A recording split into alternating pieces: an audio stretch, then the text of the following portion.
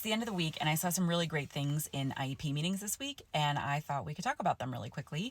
My name's Valerie. I'm a former special education teacher and administrator, and I'm an educational advocate.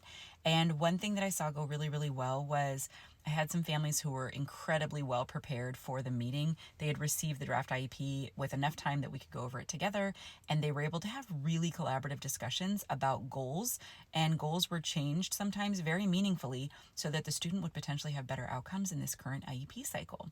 I also saw a parent take a break. That's something I talk about here a lot. The parent was becoming overwhelmed. It was a really difficult part of the meeting, and they just stood up and said, I need to take a break. And they stepped outside for maybe 5 minutes and came right back in.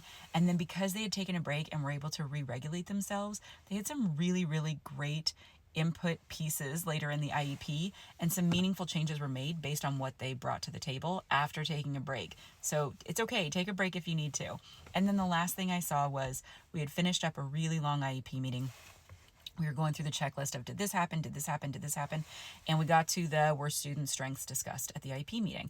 And they said yes. And then they looked at myself and the family. And I said, I feel like they were discussed in the IEP document. I don't think we were discussing them as much in the meeting today. And the parent looked at the teacher and said, can you share some strengths of my child? And the teacher did. The teacher took a second, which I always appreciate when people take a minute to, not a minute, but a few seconds to think about what they want to say. And then the teacher shared some really incredible strengths of their child and how their child was a part of that classroom community.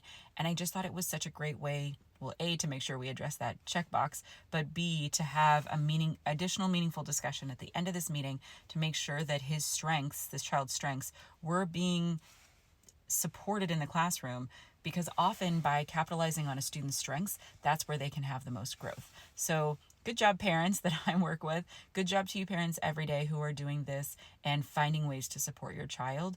And remember, you're a part of the IEP process. Parent input is literally a part of IDEA. So taking a break, asking for clarifications, having collaborative discussions, that's all things that can happen so that your child can have the outcomes that you're looking for. I hope you have a great weekend.